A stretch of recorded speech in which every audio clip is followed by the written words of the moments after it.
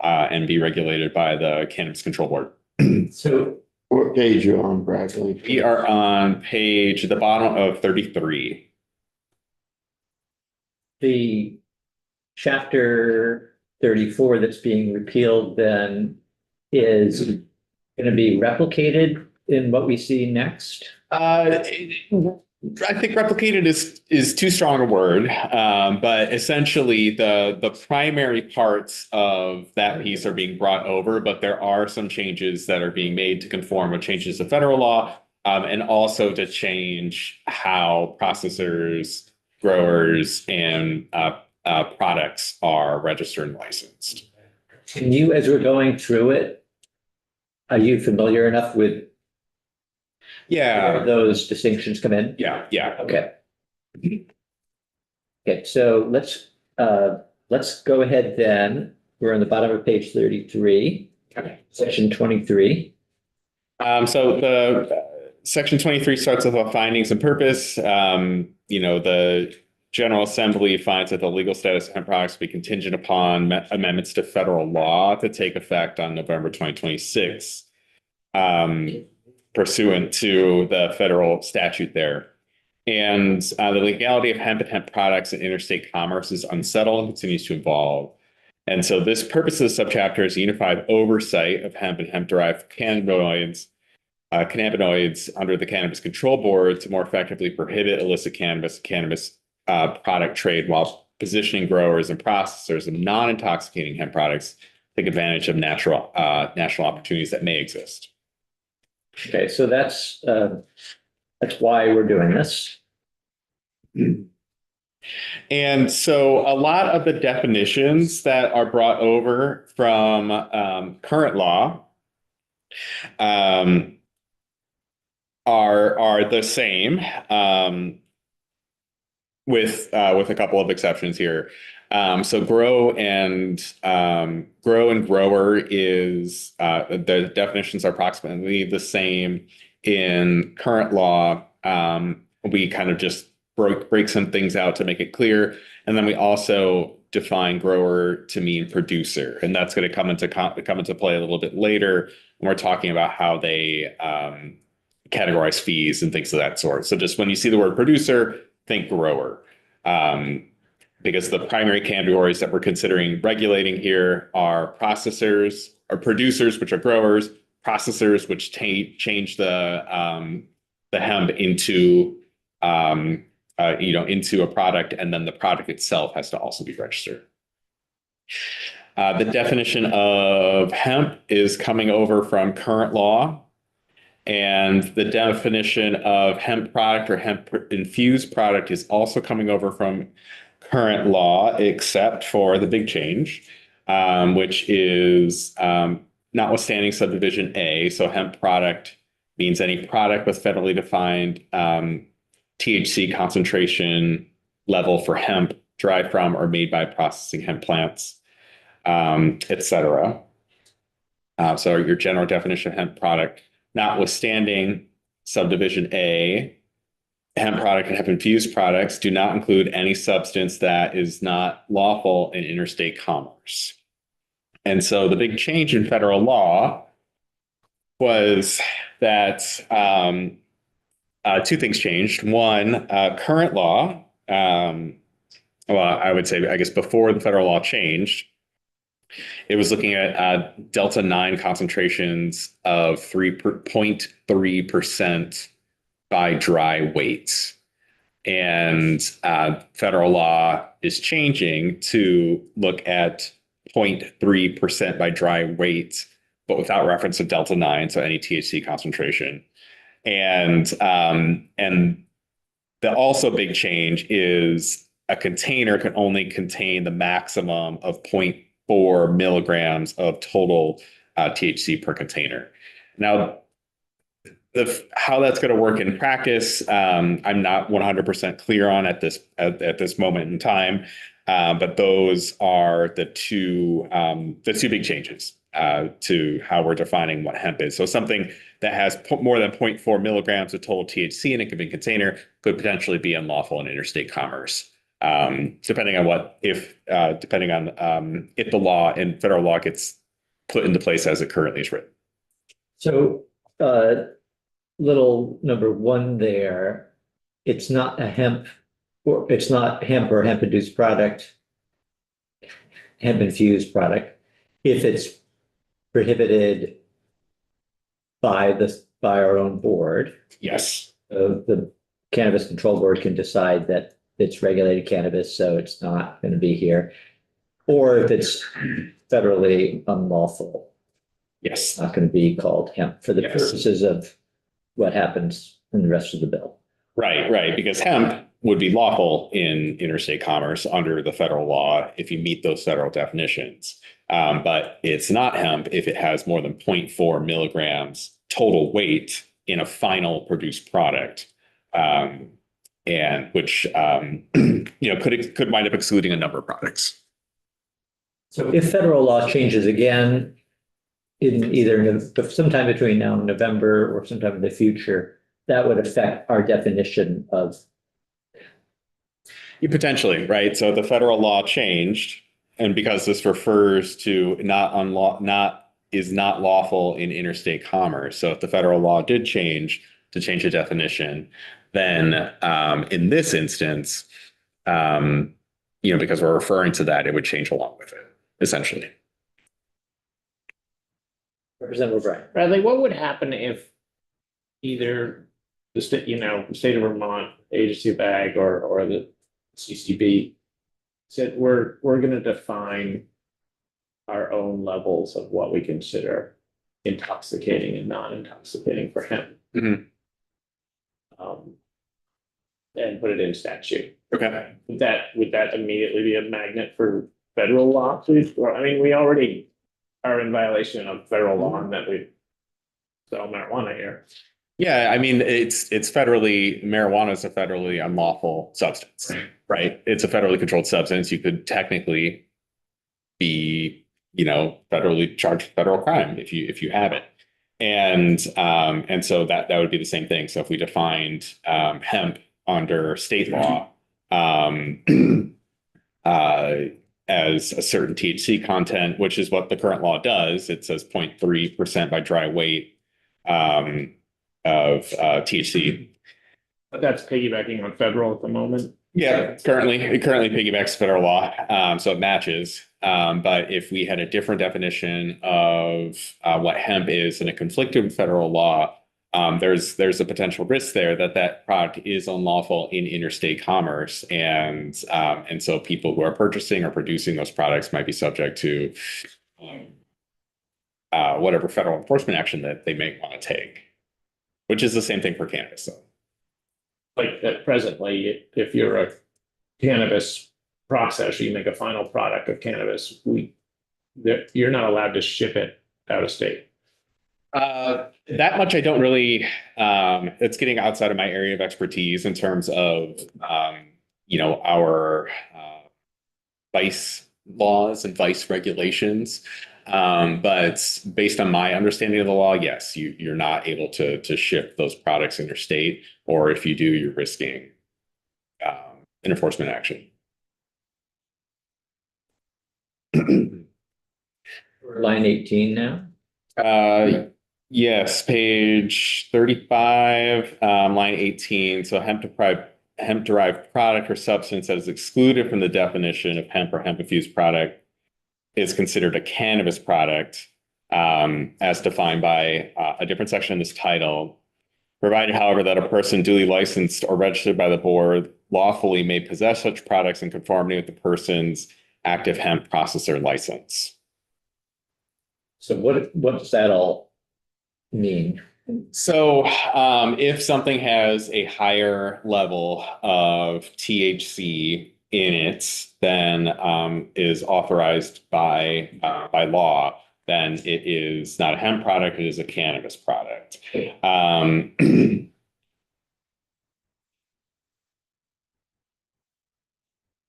actually not sure what they're getting at with the, it might be worth having them come back in and explain what they were trying to kind of encapsulate here.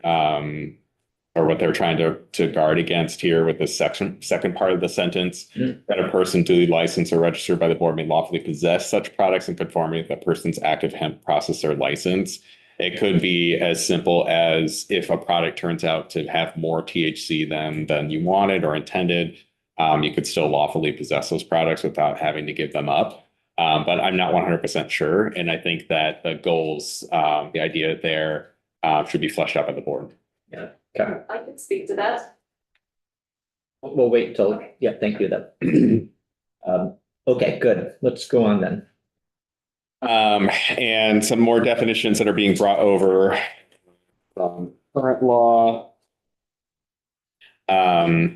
Process means storing, drying, or trimming, or handling, compounding, and converting hemp by a processor for a single grower or multiple growers. And the process includes transporting, aggregating, or packaging hemp from a single grower or multiple growers, or manufacturing hemp products or hemp-infused products from hemp concentrate. And a processor means a person who's licensed by the board to process hemp. Retail establishment selling hemp products or hemp-infused products is not a processor.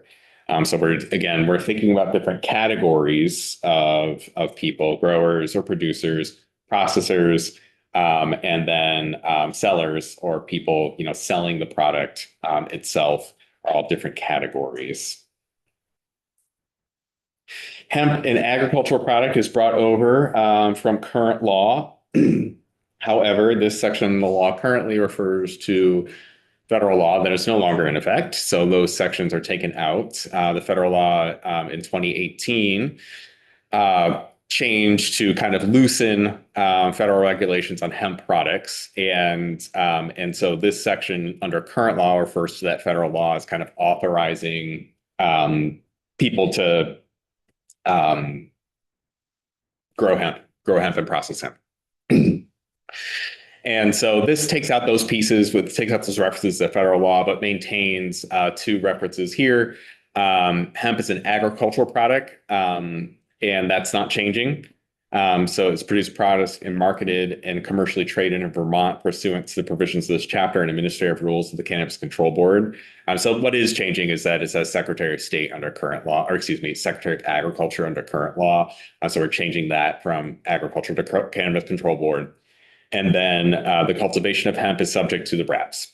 And that's, you still have to follow the RAPS if you are cultivating hemp. All right, we're on page 37. And this section changes the current regulatory framework.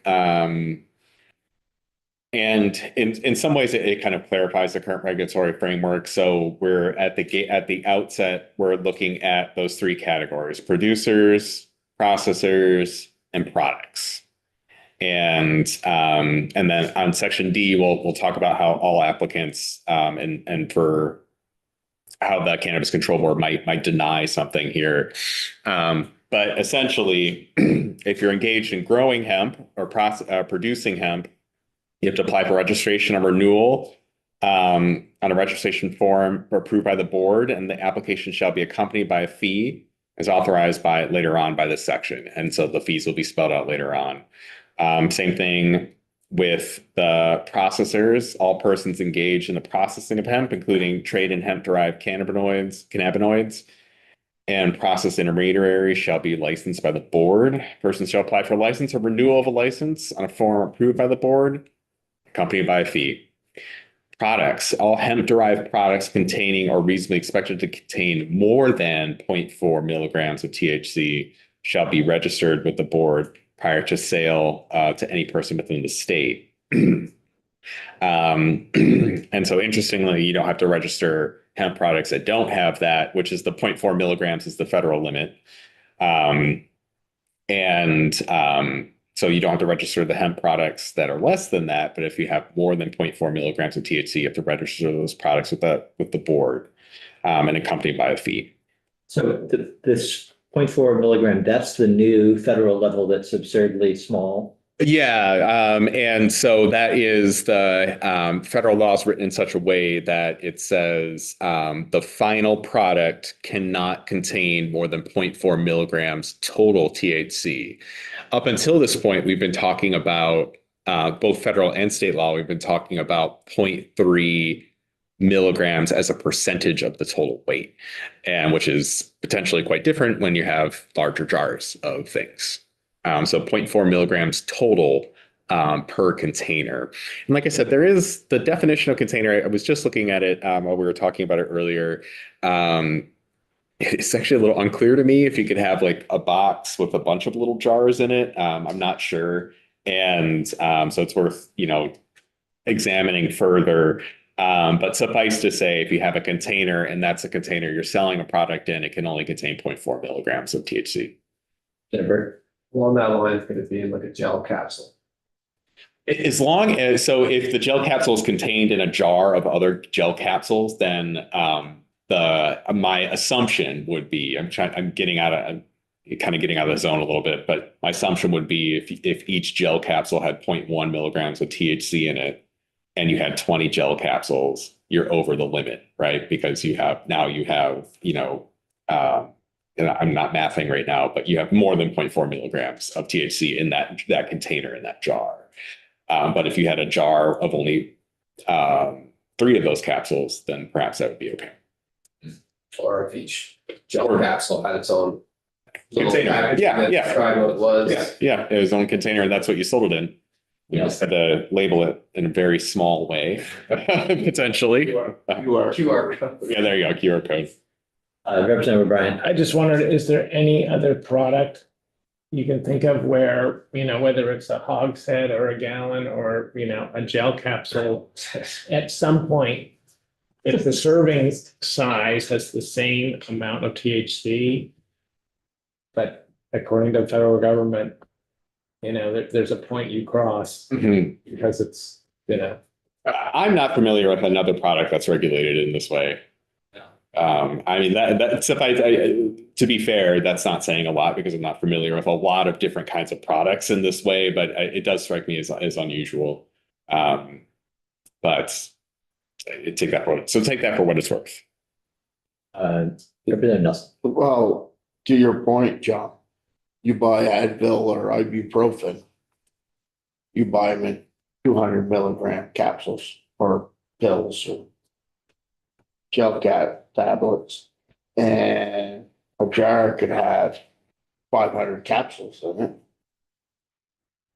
That's a lot of ibuprofen. It would really pickle you if you swallowed them all at once. But if you take 3 to 4, which is the recommended dose, you're all right. I find this 0.4 milligrams of THC in a bottle, when if you were to drink that whole bottle of her oil, peppermint, it might taste good at first, but you're probably not gonna like the results afterwards. right. That's a lot of oil. But it'd be like the federal government saying this 12-ounce can of Mountain Dew is okay, but the 40-ounce one we're making illegal. Well, it ought to be. Yeah, all of it maybe. Speaking from the guy who drank too much soda in his life. Yeah.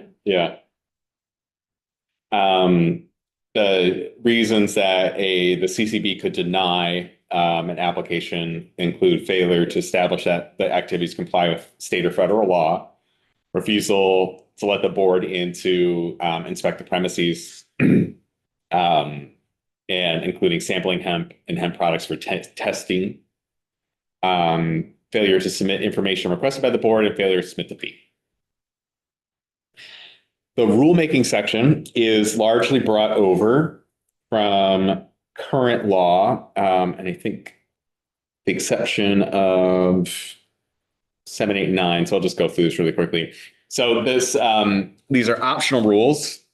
So the board may adopt rules to provide implementation of this chapter, and which includes rules to require hemp to be tested for growth for THC levels, authorizing methods for testing THC, Requirements for inspection and supervision of hemp. Number 4 is requirements that the label contain transparent and accurate content and source information and to be free of misleading changes. Number 5 is establishing registration requirements for hemp-derived products sold or distributed in the state, including requirements that each product be sampled and tested by a lab, requiring disclosure of labeling and the amount of cannabinoids to be present in hemp products sold, require that licensees and registrants, including out-of-state purveyors of registered hemp products, obtain and maintain commercially reasonable insurance, which for producers of products in the final form shall include liability insurance. And then these 2 are added to prohibit hazardous additives to hemp products and specify additive limits relative to substances that are toxic, not generally recognized safe, or designed to make the product more addictive or appealing to persons under 21 years of age, and specify when a registered hemp product that contains more than 0.4 milligrams of THC must be restricted for sale to persons 21 years of age or older, or restricted for sale in specified settings, or both. So, Bradley, the number 7 there, so line 6, just because we're thinking about the previous testimony here, and it's got an out-of-state reference. Here we're talking about we're not talking about cannabis. This is hemp, right? Yes. Yeah, and we're also not talking about, well, what are we talking about? So what we're talking about is anyone who's looking to sell or grow or register or kind of just engage with the Cannabis Control Board as a producer, processor, or selling a product, because the licensees and registrants refers to those categories, those 3 categories. Okay. And so someone who is an out-of-state purveyor, so long as their product is not unlawful in interstate commerce, could potentially be licensed by the board to sell their products in Vermont. And just help us remember what would those products be? So if an out-of-state purveyor could legally sell in Vermont now, a legal hemp product. Based on the federal registry. So, well, right now in this moment in time, it's confusing, right? Because there's the federal law that makes it, if you have more than 0.4 milligrams of THC product, it's unlawful in interstate commerce. However, our current law does not have that prohibition. So under current law, there's some conflict between federal and state law. I think with respect to this bill, the product that you could sell could not have more than 0.3% of THC by dry weight, or not have more than 0.4 milligrams of THC by dry weight. Okay. So we would be talking really here only about a tiny package. A tiny package or something that doesn't contain a lot of THC. Okay, it could be a large package of something that's. Yeah. It could be hemp derived, but not have the word is escaping me, but not have the THC compounds. It'd be an isolate. It'd be a what? It would be an isolate. An isolate. Okay. Something they broke down, removed the THC from it, and it would be just the. Representative Lipsky. Yeah, and I apologize to the committee you chaired. I had to leave for eating.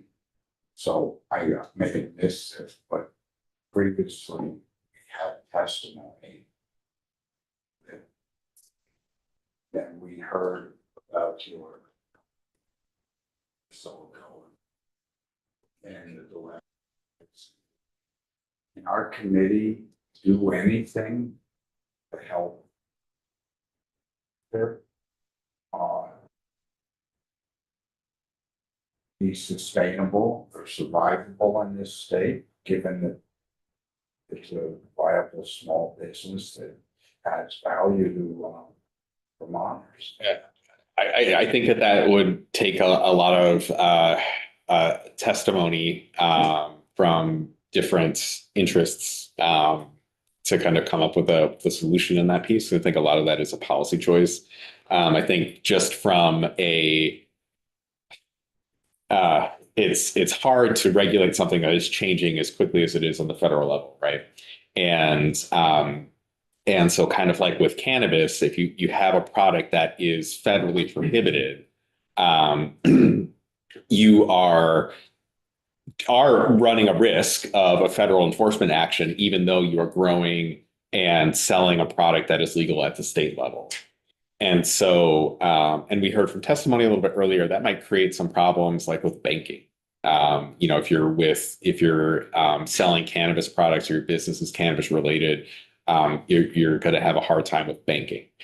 And so the way the federal law is changing is that those issues that are affecting people who are in the cannabis industry would also potentially affect people who are in the hemp industry, because we're changing the definition of what is a hemp product to limit the total THC content to 0.4 milligrams.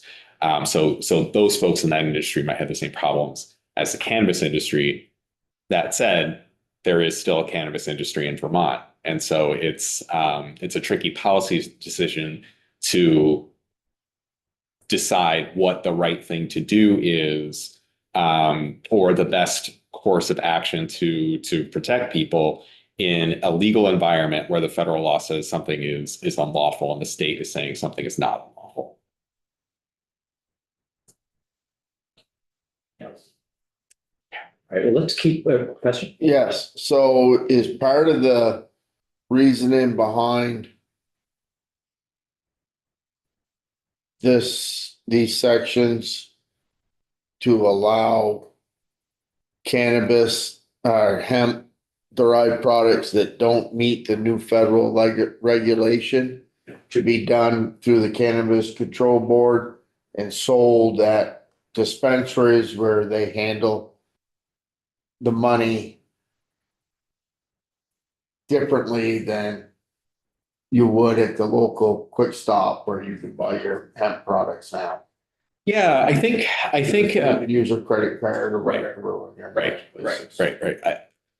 I think you're right, and I think I don't want to put words into Cannabis Control Board's mouth, so broadly speaking, I think that the policy goal here is for the Cannabis Control Board to kind of unify that regulatory oversight and to kind of make sure that hemp derived products that are being sold that in a way that fits federal and state law.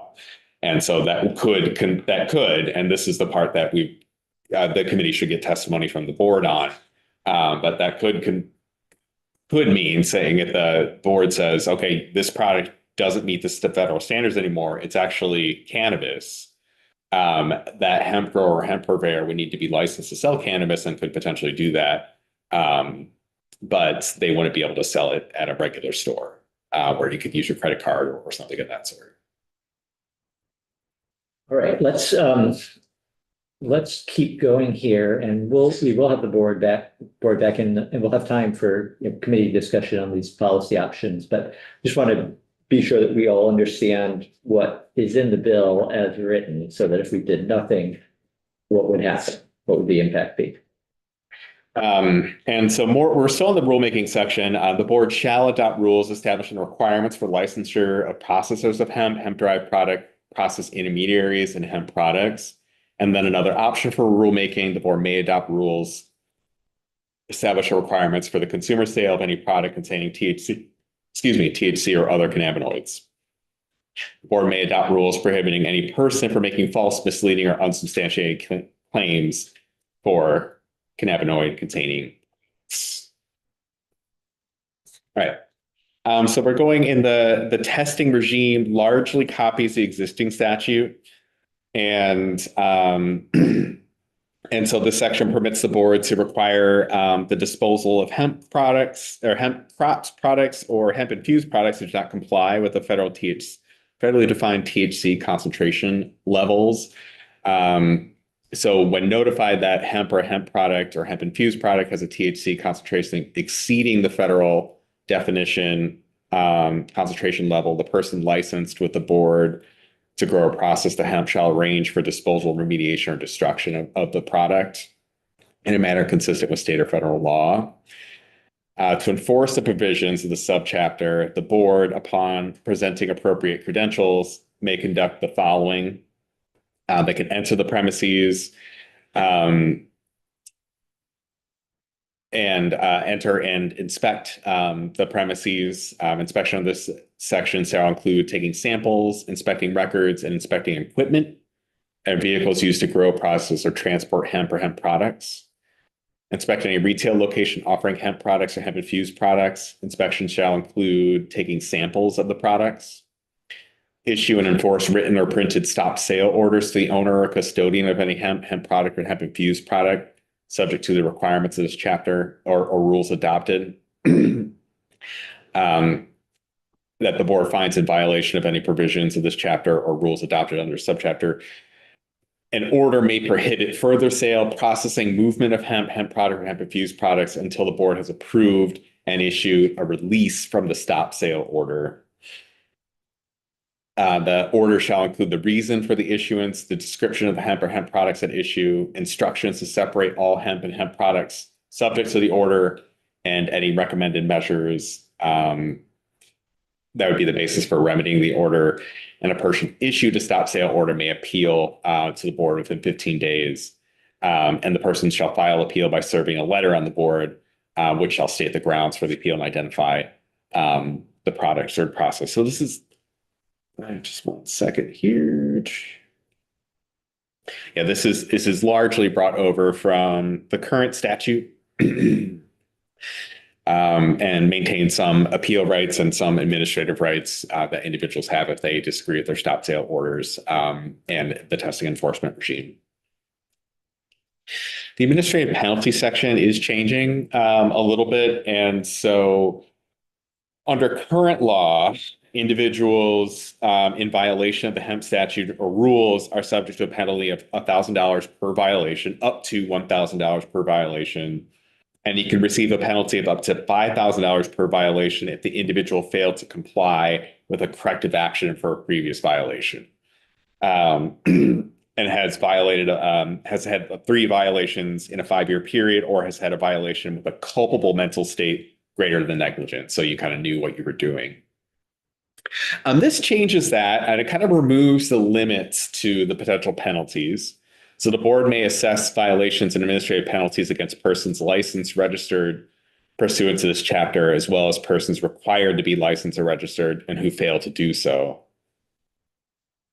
Compliance and enforcement authorities and procedures applicable to cannabis establishments shall apply to persons licensed or registered under the subchapter.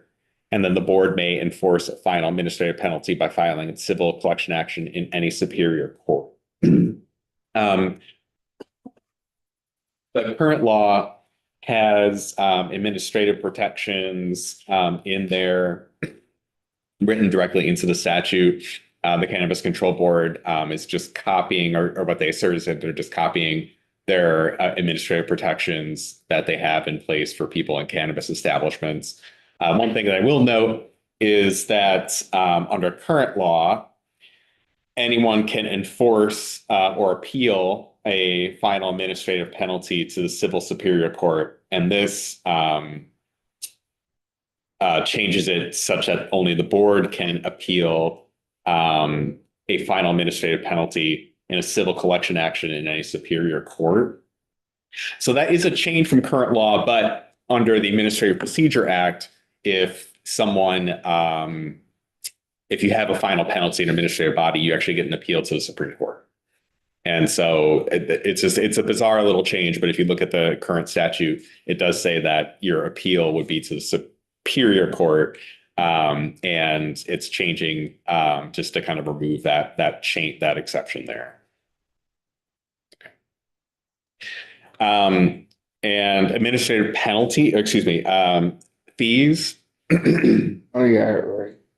And we are on page 42, line 7. And the fees are changing. So the fee for hemp producers and growers is going to be $50. the processor fee is going to be $500. Current law, it is $100. Yes. Do you know why the Senate decided to raise the rate so much? This is on recommendation of the Cannabis Control Board. And so I think testimony from them about why they determine that these fees are appropriate would be getting more information from them on that piece. Representative Burt. Is this for cannabis and hemp? This is just hemp. Just hemp, Yeah. so a different fee for Yeah. cannabis. Presumably, I'm not familiar with what the fees are, but presumably the fees are different. And you're saying, so it was $100 or give or take, Yes. or at least there were fees. Yeah. Hmm. Does that mean that currently, right now, if you are a hemp processor, you would be paying fees and be registered with Cannabis Control Board? I don't think I followed the question. So I think that Yeah. I think that yeah, let's have the board come in. You, at one point, it was the agency. Ag agency? Yes, Agency of Agriculture regulates now. Yeah. And so under current law, then application for renewal or registration to grow or process hemp is $100. So growers or processors get $100 for, so I guess in that way, the fee for growers, so producers, is actually going down.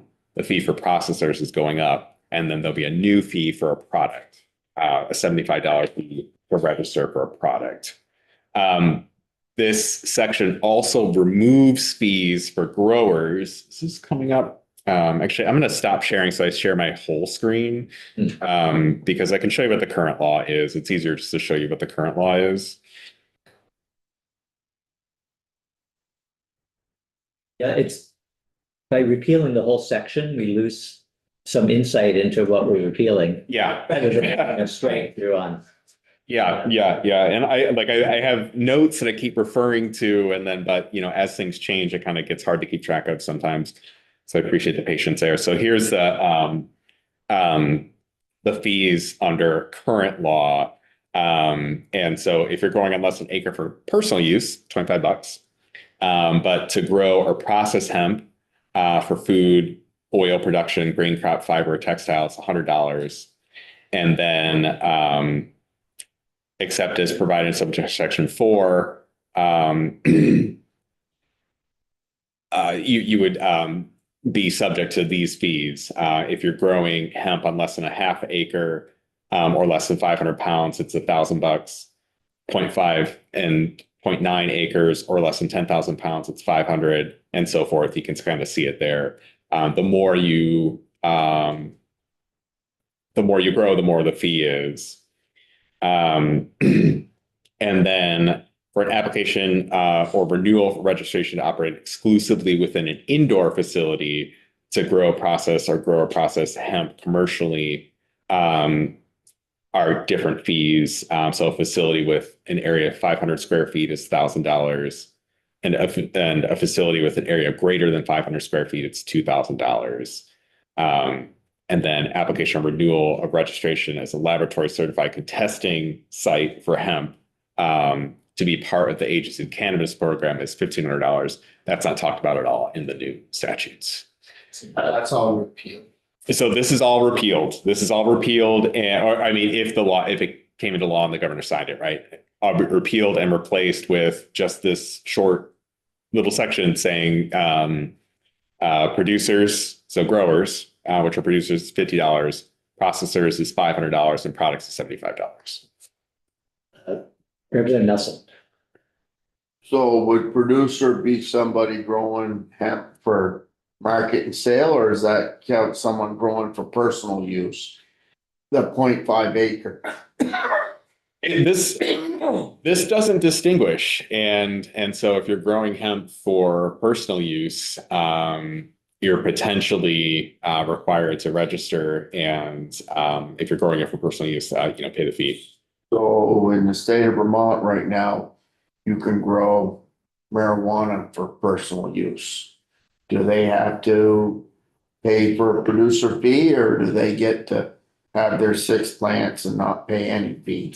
I don't know off the top of my head. Um, so actually, I see a couple other questions, but just to be clear here, this can affect different processors in different ways, I would think, because what you had a moment ago, the current law has a much longer list of what you might have to pay depending on how big your property or how big your, yeah. Yeah, grown or processed hemp products. Yeah, so I mean, if you're processing a lot, you know, the fees could go down. If you're processing, processing not very much, you know. But at the same time, there's a new per product charge of $75. Yes. Isn't built into the existing statute at all. Yeah, that is my reading of the existing statute, that each product does not need to be registered. So somebody who's a large grower of one product might make out well under this new, Actually, yeah, okay. Representative O'Brien. I just wondered if, does anybody grow non-intoxicating hemp inside in Vermont? I would not have the answer to that question. It just seems like the profit margins wouldn't be there for that. I don't know if it, Well, I guess we could ask. yeah, that's it. We'll add that to our list of CCB questions when they come back in. All right, we're nearing the end here, I think. And actually, this is the end of the substantive piece. The rest of these are conforming changes. Let's one double check my notes. Yes, this is changes a. It's interesting. The PDF just kind of stopped existing after this. Well, I've got it on, we have it on ours. So. Okay, and I have a printed copy, so that's really fascinating. Okay. So page 42 is just a conforming change. The change, you can see it on page 43, line 9, just changes the citation. And section 25 on page 43, lines 18 and 19, just changes the citation. So it's just a conforming piece. What are these sections? 18 VSA. Let's see. I guess. One is a tobacco products tax piece. That is section 25. And then so the tobacco products tax does not apply to hemp or hemp products as defined by, and then fixes the change. And then number 24 is, actually, I don't know what they are taxing. It's a different tax. Look that up and get back to you folks. Sorry about that. John. When's the effective date? The effective date of this and everything in S323 would be July 1st. Okay. That's something we might want to think about given the November. Like we could potentially say if it was January 15th of next year, then there might be a chance. Yeah, or we Depending could on have, what happens in we could Washington. have contingencies built into. Yeah. That said, yeah, like we did with the, Maybe. the interim part, Right, yeah. something like that. Or fair play. Okay. So any other questions for Bradley about that language we just looked at? So we'll get the Candidates Control Board to come back in, can hear directly from them on why they're advocating for these fees, and also talk to them about the distinction between CBD products and the kinds of things that we're all probably more concerned about. How they move money. That's a big factor. Yeah, that- yeah. and it's, They talked about that. Great. More of an overarching question. This language here Is it really speaking to the issue that was brought to us by our other witnesses in terms of trying to make it, viable business still? So, I don't, I'm trying, I'm just like, there are a lot of details in here. So Right. I've never, I'm not familiar with cannabis as much and the regulation around it. So I didn't see anything jumped out at me saying, hey, this is gonna make it work for these folks. Is that? So I mean, I think the point of contention is, page 35, when we're changing the definition of hemp product or hemp infused product, to say that a hemp product or hemp infused product is not something that is unlawful in interstate commerce, right? And so it is conforming the definition of hemp or hemp product to the federal definition, which is changing to substantially exclude a lot of hemp products. And and so, it's a policy choice of, whether to kind of go that path or take some other different path, and what are the pros and cons of that? Because there is things that are unlawful in interstate commerce, that are parts of Vermont businesses. And so how do those businesses manage that? And is that something hemp processors are going to have to grapple with, whether or not you pass this bill or do nothing or pass a different bill? I think that those are kind of the key questions to really grapple with, is what does this mean on the ground level in terms of just navigating that tricky federal environment that's changing really quickly. It's almost kind of similar to, making it clear that municipalities aren't gonna regulate agriculture, making it clear that Mitch McConnell's not gonna regulate hemp for us. That's the way it looks. That means that language. Findings. I have let the Government Operations Committee know that there's a section in this bill that deals with hemp and Title VII, which they're arguably much more familiar with. And so they've passed a lot of legislation, obviously, over the past few years dealing with cannabis and hemp. So we can give them a chance to also take some testimony and advise us. And then if we have depending on where we end up, if we have any areas of conflict with what another committee thinks, we'll have to try and massage that. But I think our next step should be to have the Cannabis Control Board in and hear their perspective again on why they've asked for these specific changes. When the chair of the board came in, it was a couple of weeks ago now, we didn't have a bill yet. We were just trying to get some background. So I think now that we've seen the bill, we've had this good walkthrough, we've had good testimony on what the impact would be for Vermonters who are in business of selling something that's pretty benign and beneficial. So that would be helpful, I think, to have when we have them back in. So I think we can wrap up and plan to be back tomorrow at 9:30.